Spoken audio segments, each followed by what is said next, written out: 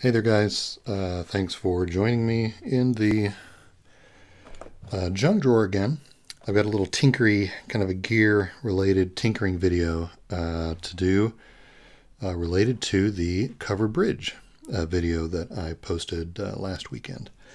It's always great, particularly when you're, a small creator like me and are doing things for the first time. With a DIY kind of approach, it's always nice when you learn things and then can apply those things to your next videos. And the big lesson learned for me coming out of the covered bridge video was make sure I'm more prepared with how to deal with how my ambient sounds are getting captured. It's certainly not that I don't, understand how to do that or the importance of it, but kind of putting all the elements in my brain together on the same day at the same time, and maybe coming in a little bit more prepared and better able to handle the sounds at the same time as the video is where I kind of fell down on this project. I was just using the phone, not this phone, but my main phone, and the gimbal. You've seen the gimbal in the unboxing video. I was using the phone and the gimbal that day to shoot the bridges, and all of the ambient sound was being picked up by the microphone in the phone.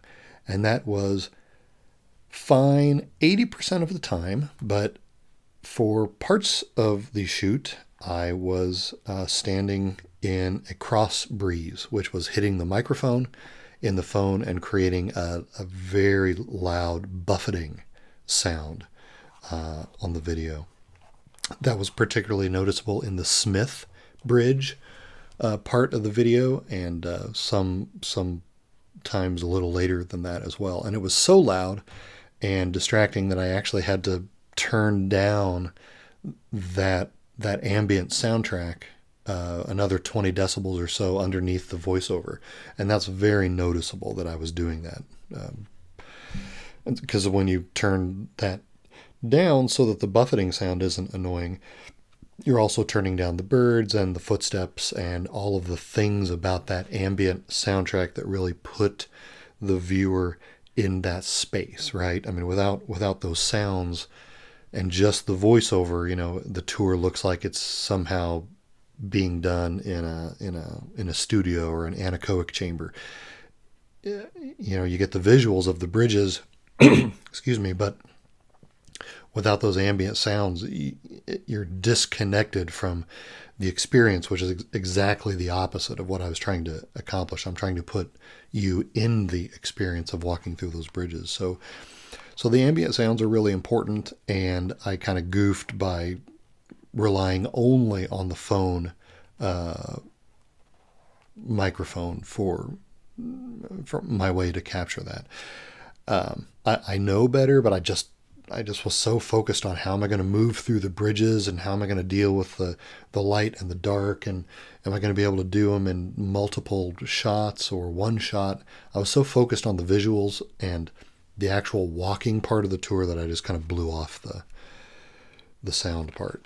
I've got, the trusty Zoom H2 recorder here, which I used for a lot of the audio on my channel.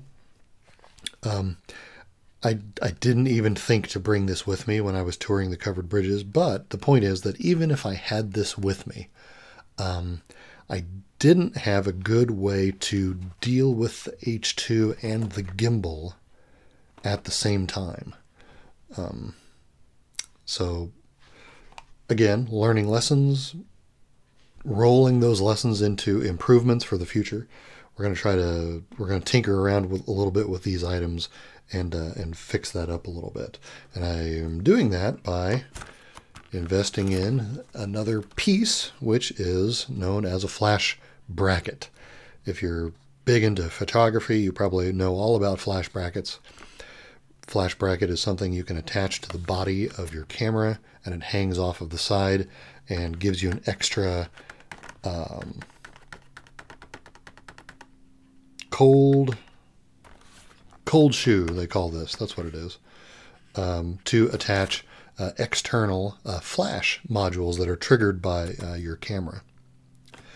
But you can also use it for what I'm going to use it for, as a convenient way to hang the digital recorder off the side of the gimbal. So you can see there's nothing fancy here. It's got your universal 1/4 inch threaded post on the one side. It's got a cold shoe. Am I even calling that the right thing? Man, I hate it when I mess that up. Yeah, it's a cold shoe.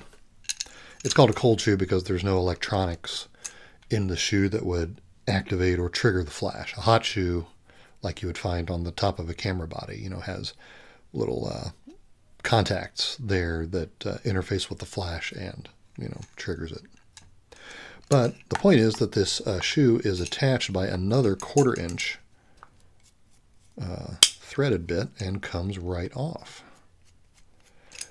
Because we don't actually need that part. We just need the 1/4 inch part, because the handle of our gimbal, as well as the bottom of the H2, both have the universal 1/4 inch threaded bit. So we should be able to use all 3 of these guys to mount the H2 to the gimbal. So let's play with that and see what it looks like. The gimbal is a very floppy kind of a device when it doesn't have a phone in it and it's energized, but I think for the purposes of what we're doing here, it's fine.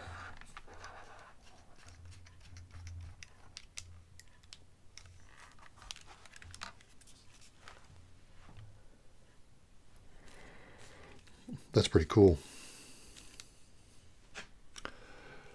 So with the flash bracket at the bottom, I'm going to have the H2 off to the side here, and it can be capturing stereo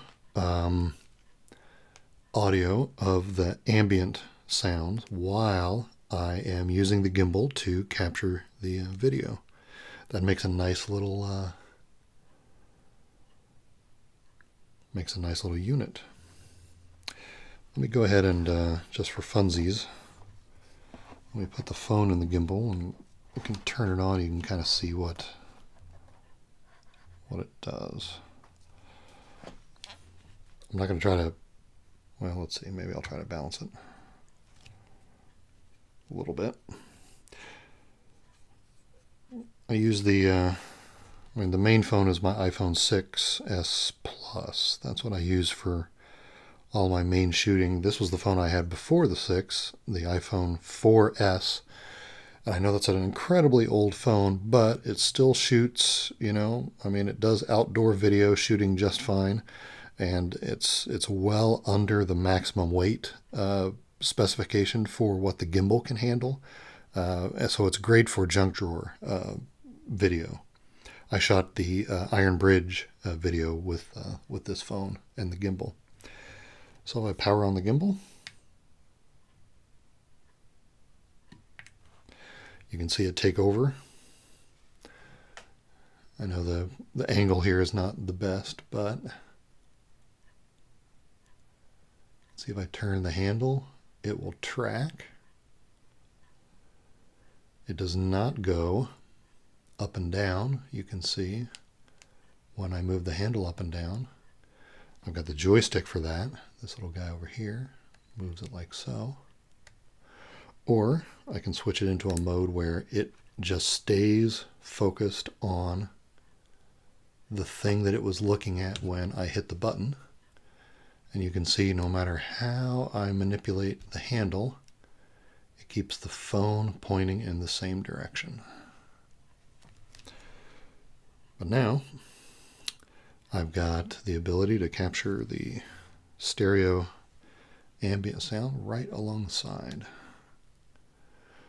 With the judicious application of a 6-inch flash bracket. Now when I do the Iron Bridge walking tour video in the fall, all of those sounds will be captured. And I guess, sorry, in case it wasn't obvious, the reason the H2 is a better solution than what I used for the covered bridge video is that it can have a windscreen on it, which will help mitigate the wind buffeting effects. So there we go, a little tinkering, improving the little DIY rig for outdoor shots. So thanks for joining me down here in the junk drawer. Hope this was mildly entertaining, and we'll catch you guys soon.